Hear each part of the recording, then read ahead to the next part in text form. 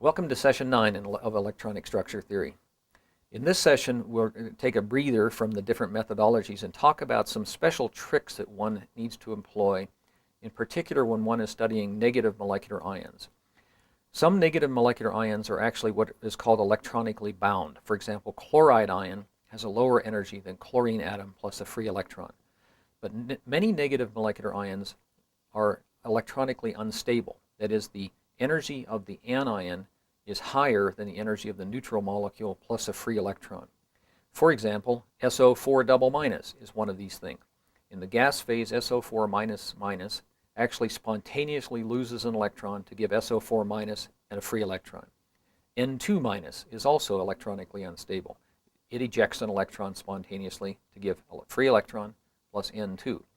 So for these systems where the electron really wants to spontaneously emit, that is, be ejected, one cannot use the Møller-Plesset, the couple cluster, the MCSCF, or the CI methodologies, or Hartree-Fock, without some special tricks being applied, because these states are what are called metastable states, or sometimes called resonant states.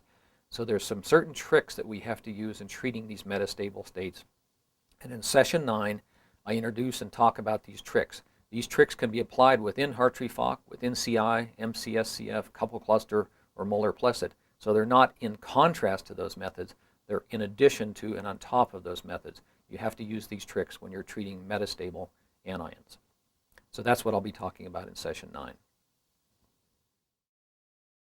Welcome to session 9, electronic structure theory. This session is a little bit special because it deals with particular tricks that are needed to study negative molecular ions, like I do a lot in my research group, but I notice in the literature more and more people are doing these days, and there's particular mistakes that people make that this series, or this particular session is designed to attempt to help them overcome these mistakes. The basic idea where the mistakes occur is that if you have an anion that you're studying, or the system that has one more electron than some parent molecule, and if that system is electronically unstable, then you can't use a lot of the technology that we've already talked about in a rather straightforward manner to study such systems. So let me just take a concrete example. Suppose you're interested in studying Cl2 minus. Okay, so here in the blue I have a potential curve, let's say, for example, that just qualitatively represents Cl2 dissociating into two chlorine atoms.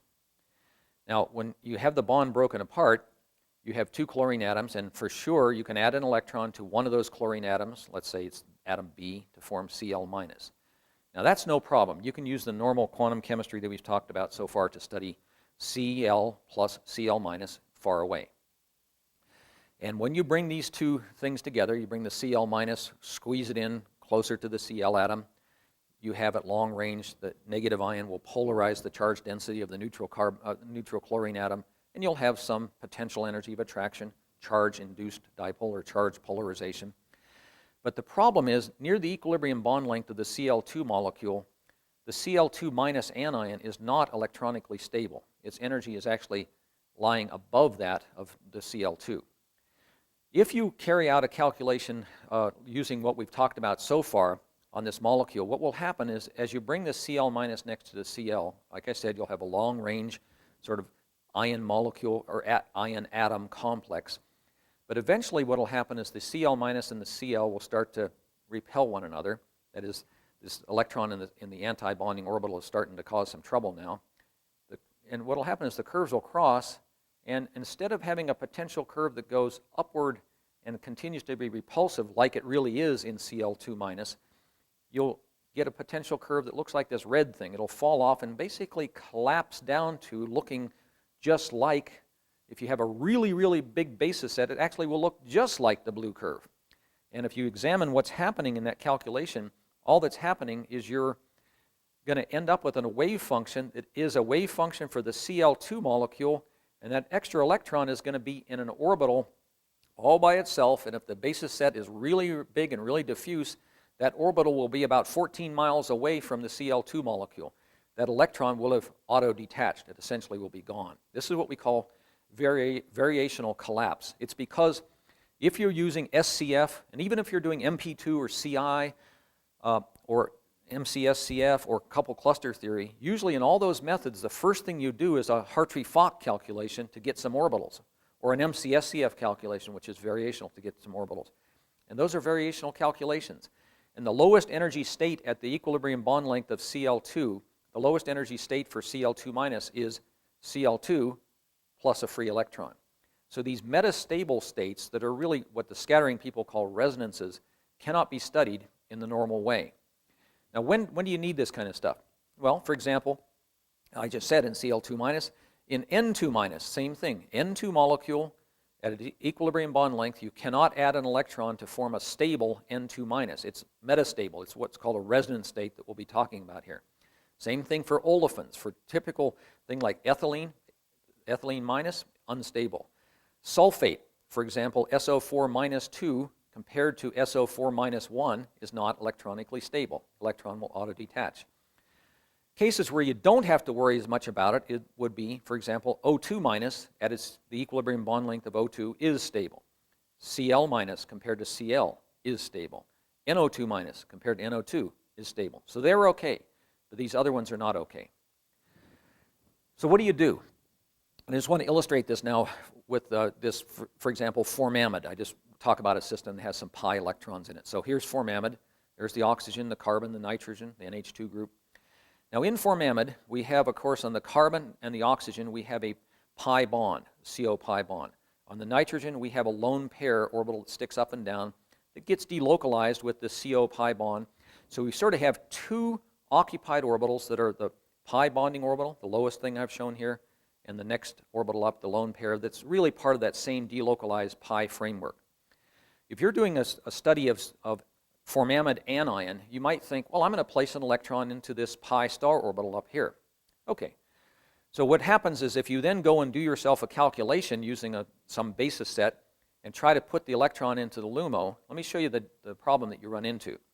So on this slide here that's sort of busy, I've shown some results that you take an augmented correlation consistent polarized valence double zeta basis set, and we've done a calculation and we've looked at some of the HOMO minus 2, HOMO minus 1, HOMO, LUMO, LUMO plus 1, LUMO. So we've done an SCF calculation just as an illustrative example. And you go and say, oh, the HOMO minus 2. Oh, that's nice. I can see that's my pi orbital. That's a delocalized carbon, oxygen, nitrogen, two of those electrons being delocalized. The HOMO minus 1, it turns out, that's a lone pair orbital on the oxygen. The HOMO is that second orbital that was pi-like. It's the one that essentially is the nitrogen lone pair delocalized over the CO moiety. So it's really HOMO minus 2 and HOMO that are the pi occupied orbitals. That's fine. That's not a problem. The problem, though, is you say, the LUMO is obviously my pi star orbital. Hogwash. The LUMO is an orbital that is out in space here. It's not even a valence character. It's because you've used diffuse basis functions. These virtual orbitals are really, remember our story about the virtual orbitals, that they feel all n electrons in this molecule. So this virtual orbital is not necessarily the pi star orbital you're after. If you look at LUMO plus 1, it also looks like it's out in space. LUMO plus 2, weird. LUMO plus 3 is actually, in this particular basis set, the orbital that is the best candidate to be this third orbital of pi character. So number one, I'm just trying to point out to you, when you do any calculation in a finite basis set, you can't assume that the virtual orbitals are ordered in a way that you would have thought of just from freshman chemistry considerations. Well, you might say, okay, that's still fine. I know now it's LUMO plus 3. I can put an electron in that orbital and try to optimize now the MO coefficients of that orbital and so forth. That won't work. Like I said before, what will happen is if you start out with an electron in that orbital and re-optimize the MO coefficients, the lower energy state will be for that electron in that orbital to evolve into electrons that are more like in these diffuse orbitals, and if the basis set is even bigger, to evolve into orbitals that are dominated by the most diffuse functions, the electron will escape. The energy will collapse to the energy of formamide plus a free electron. Now, you say, well, maybe I'll use a different basis set. You're still going to be in trouble. For example, if you happen to use a little basis set like this 631G star basis, and you do a calculation, you see, oh, there's HOMO minus 2. It's my friend again. It's the first pi orbital. HOMO minus 1 is lone pair. HOMO is another pi orbital that's delocalized. And in this basis, it turns out the LUMO does look sort of like pi star. But again, you'll be screwed up. Now, you won't really collapse here because you don't have any really diffuse basis functions in your basis. So putting an electron in this LUMO and re-optimizing the MO coefficients will fool you into thinking you're getting the right answer, because the electron won't escape and the state will not necessarily variationally collapse down to the energy of the formamide plus a free electron, but it's just because you have a crummy basis. It can't escape. If you made the basis bigger, this orbital would collapse and the electron would escape. So you just can't do what we're talking about here, normal, straightforward, looking at your virtual orbitals and trying to use them alone, because the variational method will collapse on you. Now I want to talk a little bit now physically about how to think about what's the problem in this situation here, and I want to use some of the language that electron scattering people use to think about these things. So let's say we think of this formamide as what they call a target molecule. Just think of it as a little molecule sitting down at the origin of some coordinate system. And you're an electron, the excess electron, approaching this molecule. Well, if we were able to sort of think of you, the excess electron, as just one special electron whose coordinates are r and theta and phi, we could take and expand your wave function, psi of r, theta, and phi. R is your distance to some point on the target molecule, so let's say the carbon atom of the formamide. And theta and phi would be just your orientation angles relative to some axis. And we could sort of think about taking a wave function expansion in terms of radial functions and spherical harmonics, angular functions, and writing down some one-dimensional Schrodinger equation that's a radial kinetic energy, a angular kinetic energy, that's at L squared over 2mr squared type term, and a potential. And if we were to go through some algebra and stuff, we could sort of write down what we call the coupled channel scattering equations for these radial wave functions psi. The bottom line, though, is there would be some effective potential that I've sort of just symbolized in the bottom line here that has something to do with the potential energy of interaction, V, for the electron feeling this molecule, this formamide, averaged over these angular coordinates. And just to give you some physical feeling of what that really would mean is, let me just talk about that in this transparency.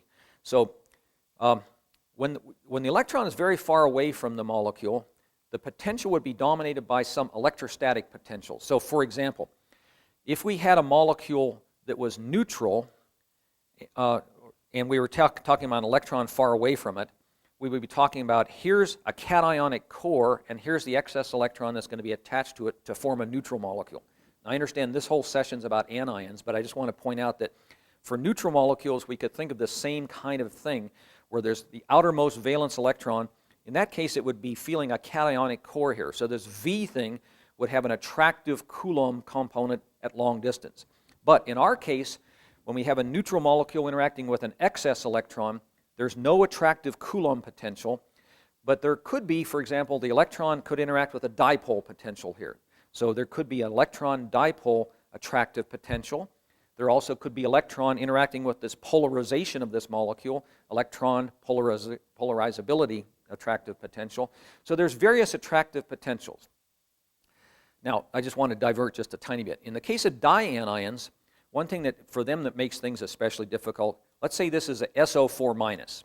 And now you're talking about an electron approaching SO4 minus to form SO4 double minus, the dianion.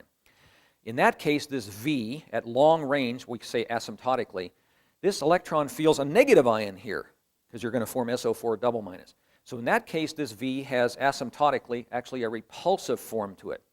So the main thing I'm just trying to lead us into is that asymptotically, this V potential that's going to describe the extra electron, if we have a total neutral molecule that will have a cation, and this attraction, the electron will feel a Coulomb attraction at long range.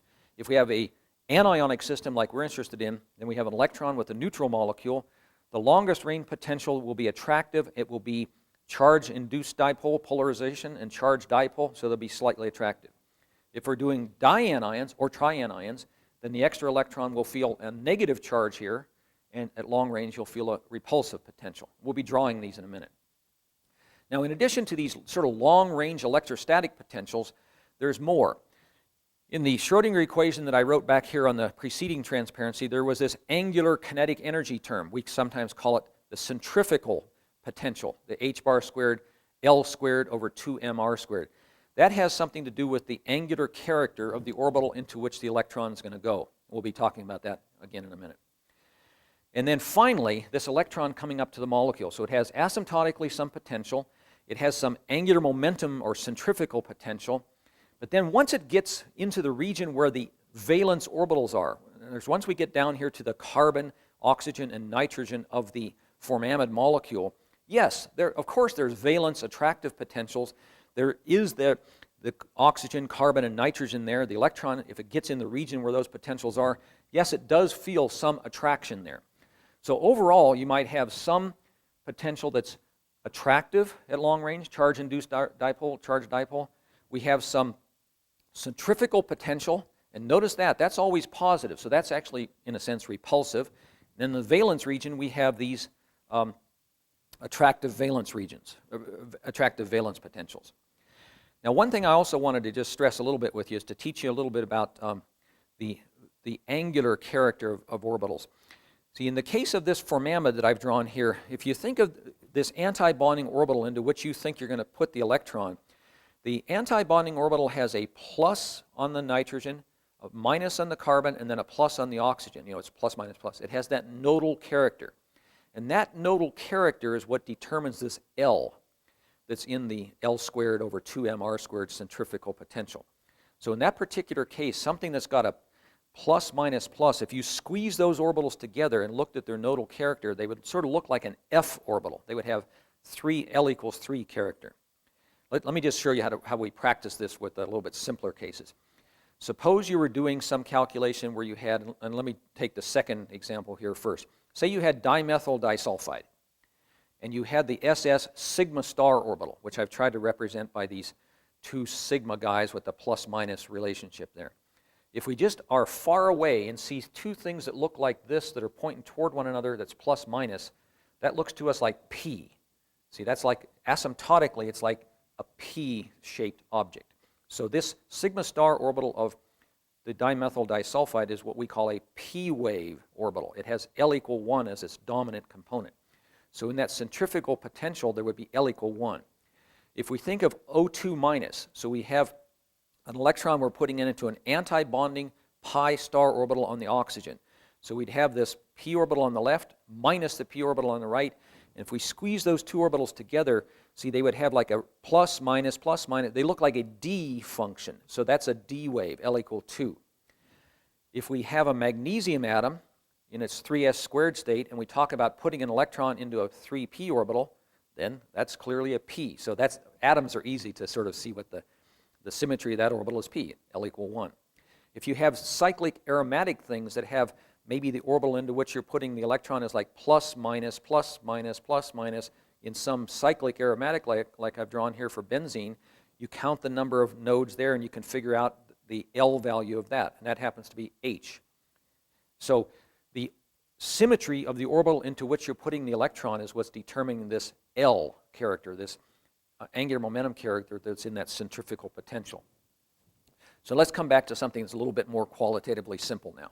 What I'm saying basically is that you, the excess electron, as a function of your distance from the target molecule, in this simple scattering theorist way of looking at things, asymptotically, you might have some long-range attraction that's maybe due to charged dipole and charge-induced dipole, but pretty soon, now why do I say there asymptotically?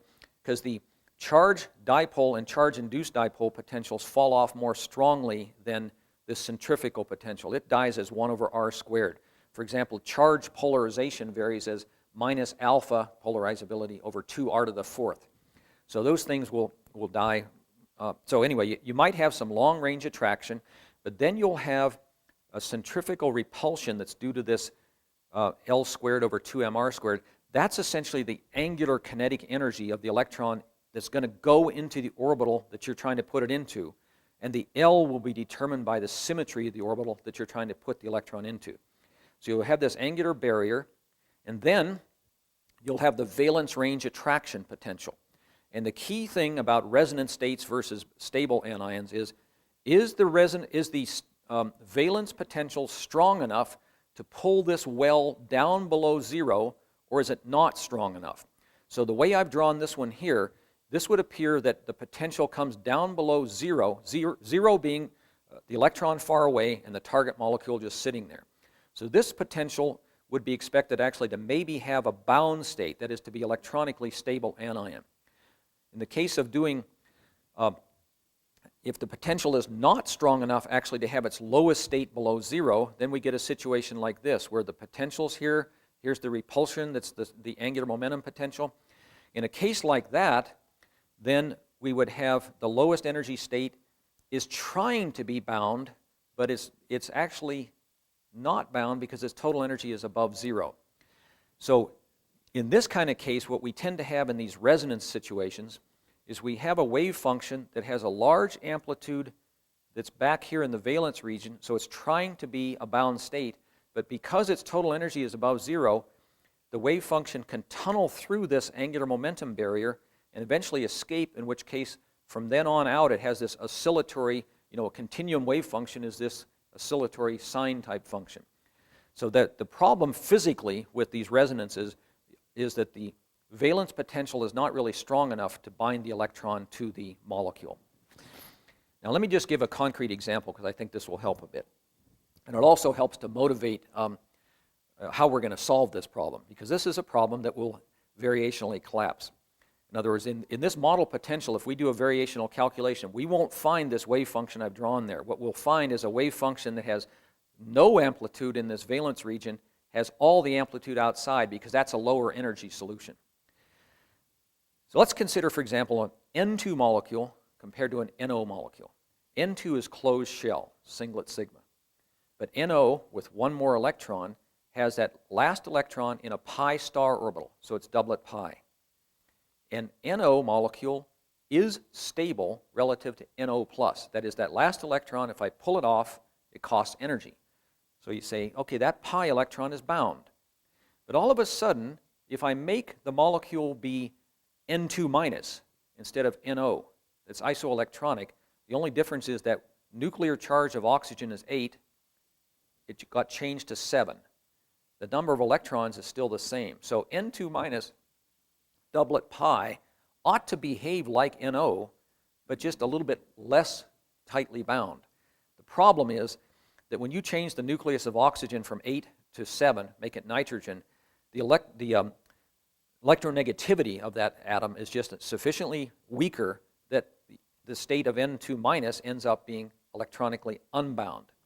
So N2- would be a case like is drawn in this picture here, where the state that's trying to be doublet pi bound is really above zero, so it can tunnel and escape. NO, compared to NO+, the NO molecule would have a deeper potential than I've drawn in this picture, so this horizontal line that describes the energy of the ground state would be below zero. It would be electronically bound, and you could treat that using the normal methods.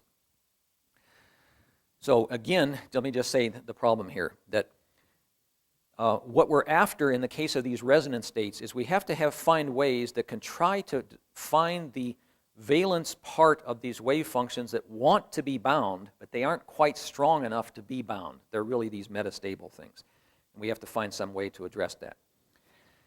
And again, I just want to harp on you that if you were to take a potential that isn't deep enough to really bind a state and try to do a normal quantum chemistry calculation, especially if you try to use basis functions that have a lot of basis functions out here in this asymptotic large R region, and you try to get a converged wave function, you'll get something that looks more like I've drawn here. It'll have very little amplitude in the region of the nitrogen nuclei.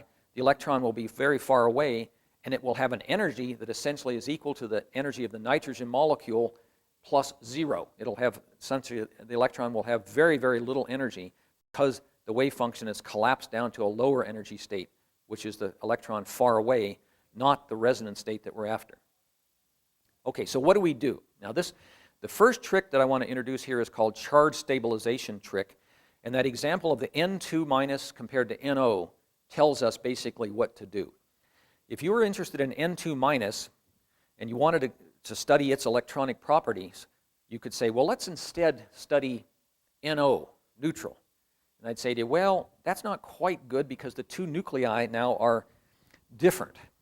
And you might say, well, what if we took N2 minus, and for both of the nuclei, we crank their charges up to 7.5.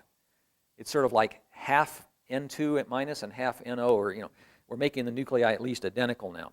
Now this is of course a trick, but it's trying to make N2 minus like NO. So this is one of the things that we do. So for example, in this picture here, I've drawn in black that potential that would be appropriate for, say, N2 minus. That's our problem child. And the wave function we're trying to find is this thing that has a big blob in the valence region, fairly localized, doublet pi orbital of N2 minus. It tunnels and it eventually escapes, and that's what's causing us trouble. If we were, for example, to increase the nuclear charges of the two nitrogen nuclei from 7, that's the black curve, maybe to 7.3, what would change? Well, what would change is that in the valence region, which is where those nuclei are, that extra electron that's in the doublet pi, the pi orbital, would feel more attraction. So it would feel a potential that's represented by this blue thing. If we increase the nuclear charges to 7.5, for example, it might feel the red potential. And these potentials could be deep enough in the valence region to actually give, and I've tried to represent them by these horizontal red and blue lines, electronically bound states. So what we do in this charge stabilization method is we go into our program, and in the electron nuclear attraction potential that involves the sum over electrons and sum over nuclei of minus the charge of nucleus over distance of electron to nucleus, we take those charges and we increment them from zk up to zk plus delta q. So what that gives rise to is a increment, a potential that is the original electron nuclear attraction potential plus this increment, delta VEN. And the delta V is just nothing but a little delta Q. That's the incremental amount of charge we're going to put on these two nuclei. Now for N2 minus, it makes sense to put the charge on the two nuclei because they're identical and the orbital is spread over both nuclei. In the case of formamide, you can debate, for example, in the OCN pi star world, where you know your orbital is, the pi star orbital, you could say, should I put a different charge on the nitrogen and on the carbon and the oxygen, a little bit different delta Qs? That's debatable. What we tend to do is to identify those atomic centers over which the orbital into which we want to place the electron is delocalized and increment all their nuclear charges by the same little amount. And the idea basically is to try to make the potential more attractive in these regions where the electron wants to be bound but can't really do it. So what happens then, when we carry out calculations, what we do is, and this is illustrated here, actually I don't remember whether this is for the formamide molecule or not, to be honest with you, but what we do basically is to carry out a series of calculations, and what I've graphed here along the horizontal axis is the magnitude of this delta Q. And so, for example, I have some data here that looks to be like delta Q is 0.25, 0.22, 0.20. And what we do is we carry out a calculation at some geometry, just so we have to do this at a particular geometry and then do it at a different geometry if we want to get a potential curve. But at a given geometry, in the case of, say, the N2 minus, we would carry out a calculation on N2. We would carry out a calculation on N2 minus, but we would have both those calculations with the nitrogen nuclear charges being, for example, 7.25. At 7.25, the electronic potential in the region of the nitrogen nuclei is strong enough to bind an electron. So we will find that there will be now a bound state. So on this vertical axis, what we're plotting here is the detachment energy, that is, the energy it takes to remove the electron, or if you want, the opposite of the electron affinity. So for example, at nuclear charge addition of 0.25 at the Koopman's theorem level, that's this red graph here, we found the electron was bound by about 2 EVs. At a nuclear charge addition of 0.25 on each of the nitrogen nuclei at higher levels of theory, here we have SCF, MP2, CCSD parentheses T, we found the electron to be bound by roughly 3.9 or 4 EVs. We then take the nuclear charge and repeat the calculation on the N2 and the N2 minus, pseudo N2 minus, at nuclear charge of 0.24. We get a little bit lower binding energy. We do it at 0.20, we get lower. Now, one of the things to watch out for here is we repeat these series of calculations for smaller and smaller and smaller additional nuclear charge, but we never do a calculation for which the electron binding energy goes below 0. That is, we only use delta Qs that will give anions that are electronically bound, pseudo-anions. We then graph up those electron binding energies versus incremental nuclear charges. We can trust the calculation down to small enough delta Qs where the electron binding energy is still positive. We stop, and then we extrapolate down to delta Q equals 0 to get our estimate of what is the electron binding energy. Of course, it ain't bound, so the electron binding energy is negative. So in this case here, we would say that for this molecule, the electron, this anion would lie about 3 to 4, depending on the level of theory that we're doing, 3 to 4 EVs above the neutral. It would be unstable by that amount. So let me just repeat that just very briefly on this transparency here. What we do is we first identify those nuclei over which the valence component of the desired resonance state, the orbital where the electron wants to reside, will be. So for example, in formaldehyde, that would be the oxygen, carbon, nitrogen, because that's the pi star. If we're doing some base DNA study where we have a base and a sugar and a phosphate, and we want to put an electron into the base pi star orbitals, then we would take all the atoms in the ring where the pi star orbital will be localized, increment every one of those atomic nuclei charges by a little bit. Okay, we modify the nuclear charges for these things. We run a calculation. It could be done SCF, MP, couple cluster, whatever we do.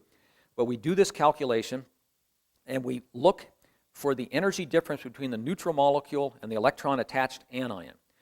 And we make sure the nuclear charge is large enough that it's made the anion stable. We do these calculations as a function of nuclear charge. We plot up the electron binding energy as a function of the additional nuclear charge, using only those values of the nuclear charge where the electron anion is actually bound.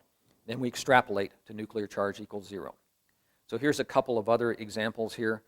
And this, I guess, is on the left here. We have for one basis set, augmented correlation, consistent basis set. On the right, we have for a smaller basis set. And what we've done, again, is at Koopman's theorem or at various levels of correlation, we've carried out these calculations for nuclear charges incremented. We've extrapolated. And this is just sort of to show that, yeah, you will get different answers if you use different basis sets. That's not a problem with this charge charge stabilization method. It's the fact that different basis sets give different qualities of levels of energy. So, obviously you don't want to use the better basis set if you can afford to do so. Now, on this transparency or slide, what I'm trying to show you here is that when you do the calculation with these charge stabilization things present, yes, the LUMO, that is the identification of what's that orbital into which the electron gets placed, becomes much easier. So for example, here I have, again for this augmented correlation consistent polarized valence double zeta basis set for the formaldehyde molecule, so buried down here is the oxygen, carbon, and nitrogen. And here what I've done is I've shown for incremental nuclear charge of 0.19. So each the carbon atom in here is 6.19. The oxygen is 8.19. The nitrogen is 7.19. The LUMO looks like this. It's the pi star guy. For a higher nuclear charge, 0.26, the LUMO is the pi star guy again. It's more compact here because the higher nuclear charges suck the electron density down into a tighter orbital. In the smaller basis set, 631G star, incremental nuclear charge of 0.19 or 0.26, the LUMO again is still this. So the identification of your orbital becomes very easy here because you've artifactually increased the nuclear charge and pulled that orbital down so it's now bound and you can point at it easily. But that's the whole goal of this strategy. So this is basically, we're just saying here that the qualitative character of your orbital doesn't really depend a lot on the basis set that you've employed, although the quantitative quality of the results certainly are dependent upon, as we saw from these different extrapolations, they're dependent upon how large the basis set is that you've utilized. And I just want to say that this particular charge stabilization technique is actually a very powerful thing. It does tend to give predictions of these electron, let's say not binding, but they call them, in the scattering theory jargon, we call it the position of this resonance. Position just means the energy above 0. So the position of this resonance does seem to be pretty well replicated by these kinds of calculations. This last little example here, I just want to show you and emphasize that when you're carrying out a calculation on a molecule at different bond lengths, you have to repeat this whole process at all kinds of bond lengths.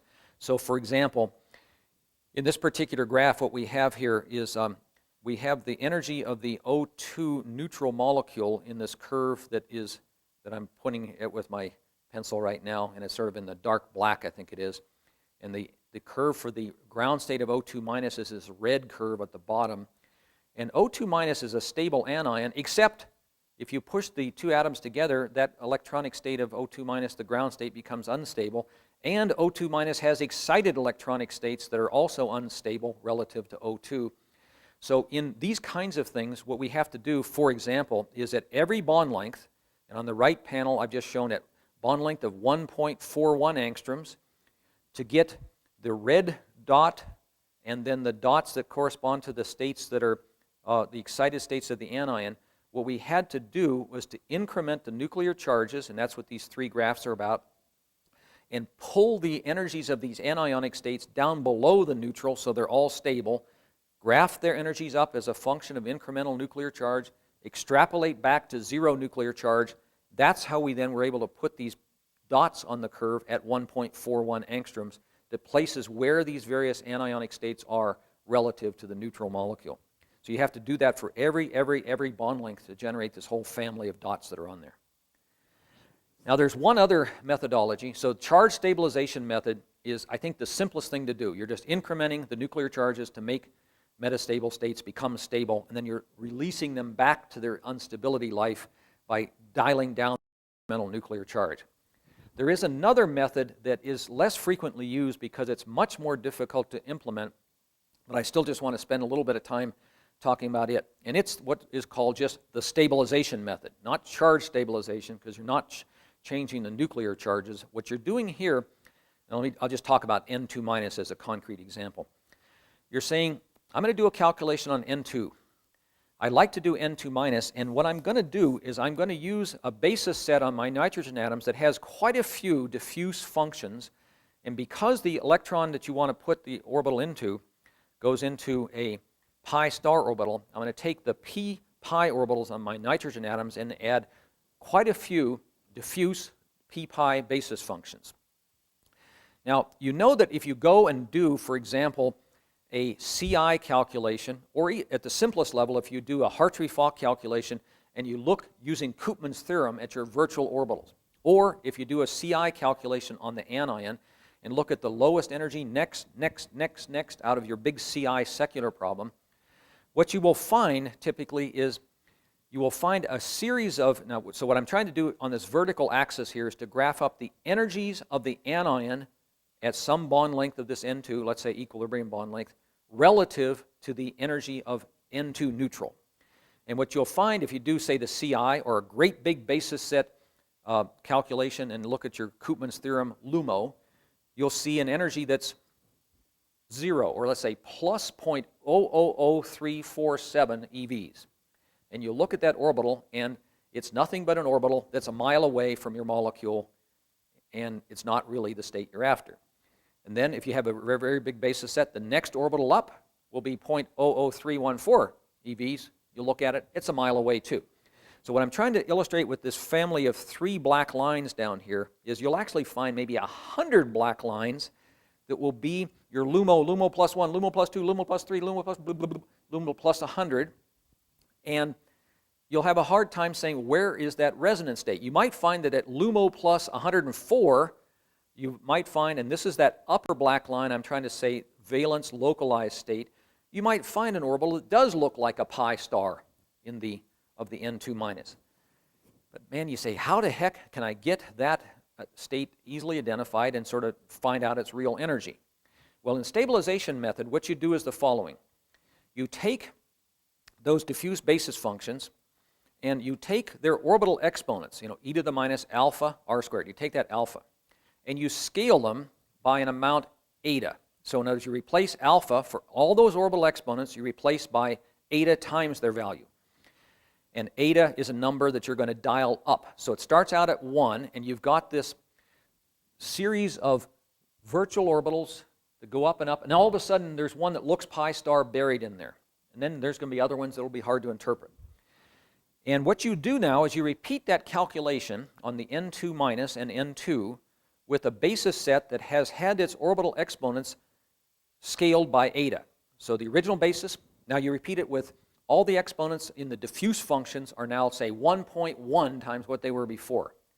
By doing that, you're making those functions tighter. E to the minus alpha r squared, if you increment alpha by 1.1, you're pulling it in. You repeat that calculation with 1.2, 1.3. So what you do then is you graph up the energies of these virtual states, if you're thinking of Koopman's theorem, virtual orbitals, as a function of this scaling parameter. And what you find is that this whole plate of spaghetti of these black states that were down there at energies near the energy of N2, neutral, they tend to go up in energy. Why is that? Because they essentially just involve an N2 molecule with an electron very far away in diffuse basis function, or the next most diffuse, or the next most. So they were out here. But as you scale their orbital exponents up, you're pulling those functions in. So you're making those electrons come in closer and closer and closer to the N2 molecule. And if you think about the kinetic energy operator, it's got like d squared dr squared. And if it acts on something that's e to the minus alpha r squared, the d squared dr squared the first derivative will bring down 1 power of alpha, then the second derivative will bring down another power of alpha, so it'll bring that exponent down squared. So if you have scaled all those exponents by an amount eta, the kinetic energy, which is most of what the energy of these free electrons is, because they're far away from the molecule, most of their energy is kinetic energy, their energy will go up like eta squared. So that you'll see their energies coming up in a parabolic manner. In contrast, the valence state, that is that LUMO plus 101 that you found in there, it'll have an energy that will not be as strongly dependent upon these diffuse basis functions, so it will vary less with energy. And to make a long story short, what you find is if you graph up this energies of all these states versus this orbital scaling parameter, you'll find that at some value of this scaling parameter, these states that are these loosely bound continuum states will come up in energy, and they will match the energy of some other state that's descending. And right in this matching region, that's where something magic is happening. What's happening is a continuum component, that's the component of the wave function that's this oscillatory thing out here, is matching up in energy with a component that is valence component. That's the state whose energy is either descending slightly or even be very gently dependent upon this basis set scaling. When these things are matching, the wave function is actually evolving correctly. And let me just illustrate that to you just graphically. In this graph that I have, the black thing is this effective potential that I've been talking about, where there's an angular momentum barrier, then there's an attractive potential that's trying to bind the electron. And what we're saying is that in this blue curve here, this is the real wave function that God knows is the resonance wave function. It has a large component in the valence region, it tunnels through, then it has this oscillatory component out further. The kinetic energy out further and the de Broglie wavelength out here, they depend upon the energy of that state relative to zero. Okay, when you have a whole bunch of basis functions, and that's what I'm trying to describe with all these red lines here. We have valence basis functions that are diffuse, and we have other basis functions that are even more diffuse. And as we scale this eta, we make these basis functions radially move outward or inward. As we make eta bigger, they move inward. As we make them eta smaller, they move outward. And what this scaling of the basis functions has to do is it has to be such that, okay, now look at the three pictures I have here on the right for the outermost part of the problem. When I have a scaling of the basis set that, let's say, is too small, so let's say eta equals 1, then most of these diffuse basis functions are way out on the right, like I have here at the bottom. They don't have the right, they don't exist in the right region of space to give rise to the proper de Broglie wavelength of this blue oscillatory curve that is the true wave function. If I take that eta and I scale it too tightly, then I move these basis functions that are the diffuse ones in too much, and again they don't have the right positioning. So as I'm scaling that eta, what I'm doing is to move the diffuse basis functions into a region where they can properly be combined to give this wiggling wave function. It's the outermost valence, the outermost asymptotic part, this sinusoidally oscillating thing. And when I've got the basis functions tuned properly, they can give the proper de Broglie wavelength, and de Broglie wavelength has to do with energy. They can give the proper de Broglie wavelength so that that orbital can have the exact proper asymptotic de Broglie wavelength. Therefore, it can match the exponentially decaying part of this wave function that's in the interior. So right at that particular matching, when I get that avoided crossing, see, I got these curves up here again, right when these things are, the continuum functions are coming up and they are interacting with and becoming degenerate or almost close and degenerate with this valence stuff. It's in these energy regions right here where I know that I've tuned the basis set so that the asymptotic part and the valence part are matched properly. And that's how, in stabilization theory, you identify the correct energy. So what you do is you increase your scaling parameter until you see these avoided crossings occur, and then you say, okay, that's the energy there, this red horizontal place where these avoided crossings are occurring. That tells you the energy of the state that you're after. And yeah, if you want to, at the scaling parameter that is near these avoided crossings, you can go in and look at the orbital that corresponds to the particular graph that you're showing this avoided crossing. You can look at that orbital and you'll see it will have a valence part and it will have an asymptotic part, and they will be properly matched. So that's how stabilization theory does its deeds. And it's a very difficult thing to do, but the people who do small molecule scattering in particular like that stabilization method because they feel that it's more rigorous. I like the charge stabilization method because I find that it's more simple and you can find the energies more quickly. So that's the end of our session 9.